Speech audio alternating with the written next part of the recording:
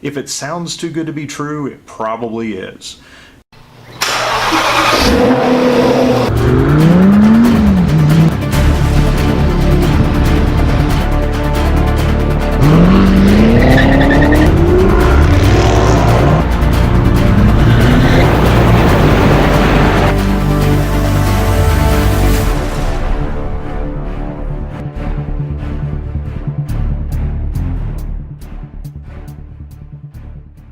Hey there, Kurt Curtis coming at you from the Full Octane Garage, and this is another episode of Strange Car Stories.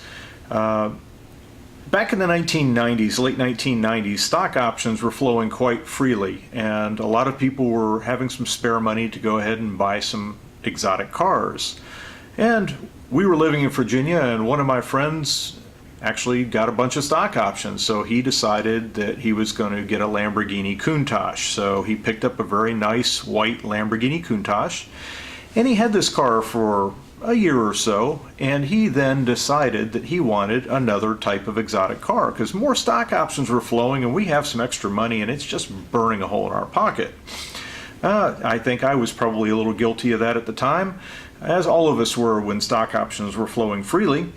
So my friend Rob, he decided that he wanted a Ferrari, and he came across a Ferrari 550. Well, it was a new one and he couldn't afford a new one because stock options weren't flowing that freely. So he said, well, what can I do? I'll go looking on eBay and see what other 550s are available. And it turns out there was absolutely a 550 available. The 550 though is a salvage car, and it had gone through a fence and had some damage and body panels and such. And Rob decided, boy, this looks like a pretty good deal. And the guy actually had it listed for, I believe it was $50,000. So he calls the guy up and he says, hey, I'm really interested in this Ferrari, but I don't know a thing about Ferraris. I don't know a thing about getting them repaired. And the gentleman on the phone's in Atlanta, and he says, well, today's your lucky day because I am a Ferrari restorer, and I can actually take this car for another $40,000 or $50,000 and turn this into your dream car, and it will be just like new. And the car was very low miles, and it was almost new. So my friend Rob got all excited about this, and he says, well, how do we get started? I'm interested. I'm in.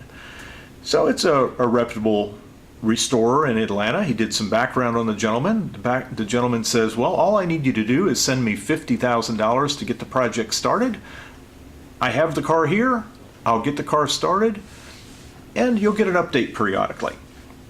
So my friend Rob decides, oh my gosh, what a great deal.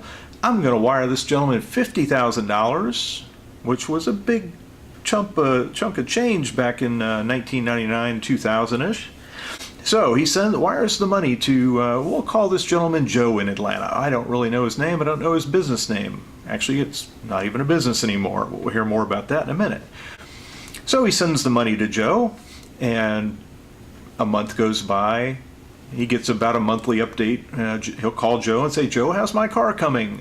And he'll tell Rob, the car is coming along just fine. We're ordering parts and so on, so on. So about 3 months into this, Rob's getting a little worried, and he calls Joe up and says, Joe, what's the real deal here? Why is it taking so long? You said it was going to take 3 to 4 months, and I don't even have any pictures of what you're doing or anything. And he says, we're having to order a lot of these parts from Italy, and these parts are not readily available, so Ferrari's slow rolling getting them to us. As soon as Ferrari gets them to us, we'll get this car put back together and get on the road. Rest assured we have the car safe and sound, and you don't have to worry about it.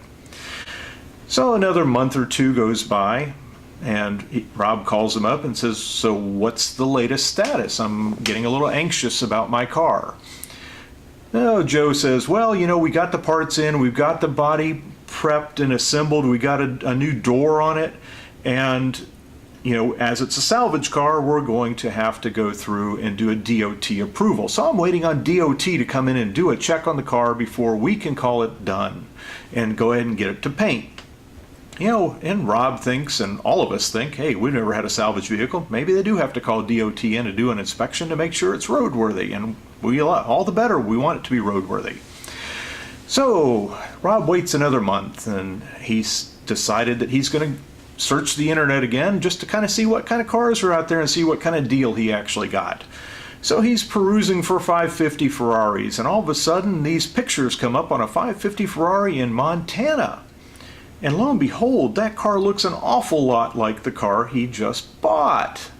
So he's looking at all the pictures, and they are the exact pictures of the car that he bought. So he's like starting to red flag this and say, well, what's going on? Is my mechanic now trying to sell my car and run with my money? And that's honestly what he thought was happening.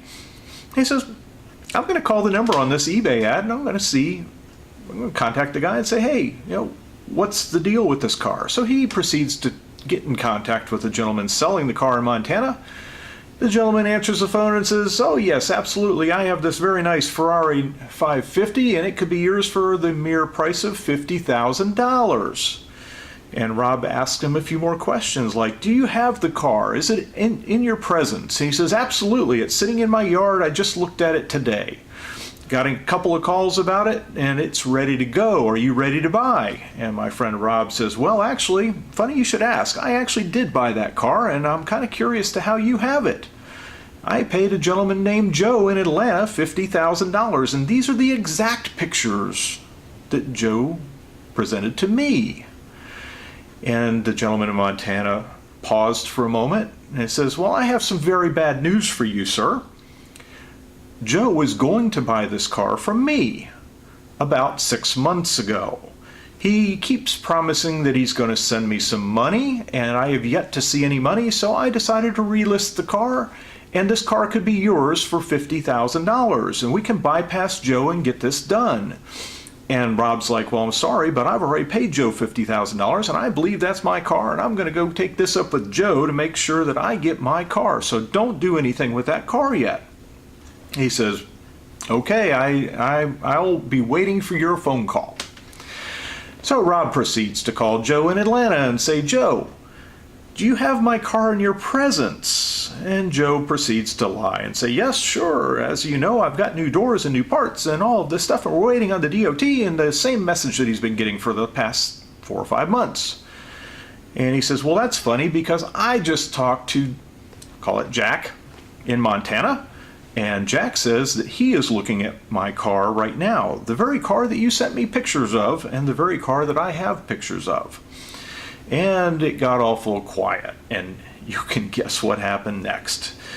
Well, Joe in Atlanta finally had to come clean and say, well, the economy is in a downturn right now. As you know, the stock market has taken a tumble, the tech's not doing very well, and I was using money of future builds to finish my past builds, hoping that I would get caught up at some point. So meanwhile, I have used your $50,000 to do another build for another gentleman who has hit it on hard times, we'll say, and has not paid for his job. So now I have your money tied up in several projects actually here at my shop, and I'm unable to get money, so I don't have any money to buy that car from the gentleman in Montana. And Rob says, well, that's not acceptable. I want my money back. If you never had a car, I'm going to sue you because, hey, you were fraudulently selling me a car that you didn't even own. Well, Joe from Atlanta says, well, funny you should start to go down this route. I have filed for bankruptcy. My business is closing and your money is gone. Your money and your claims will go to the bankruptcy courts. So if you would like to file something with the bankruptcy courts, feel free. And at that point in moment, Rob's chest got tight, his heart sank a little bit, and he came to the grips with the very real possibility that he has lost $50,000 to somebody that he sent it to, who he never met, never saw, never touched a car. And he's starting to feel like, oh my gosh, I've been taken. And he has. So meanwhile, this gentleman turns out put all of his assets in his wife's name, ex-wife. They got a divorce, put all of his assets in her name so that none of the assets can be garnished. So meanwhile, my friend Rob talks to an attorney, talks to some close friends and his folks, and he realized that it's probably going to cost him $30,000 to $40,000 to to get his $50,000 back, which doesn't exist. So this particular scenario has just been written off to very, very bad judgment. Now, the moral of this story is, if something sounds too good to be true, it most likely is too good to be true. So don't get caught up in a great deal scenario. There's tons of scammers out there. You know, back in the 90s, this was the very early internet days, and these were pre-internet scammers per se. And so, you know, the experience is not so good. So I have learned lessons through my friend Rob that if I can't talk to the person, I can't go out and touch it, smell it, feel it, drive it, get an assessment of it, then they're not going to get any of my hard-earned money.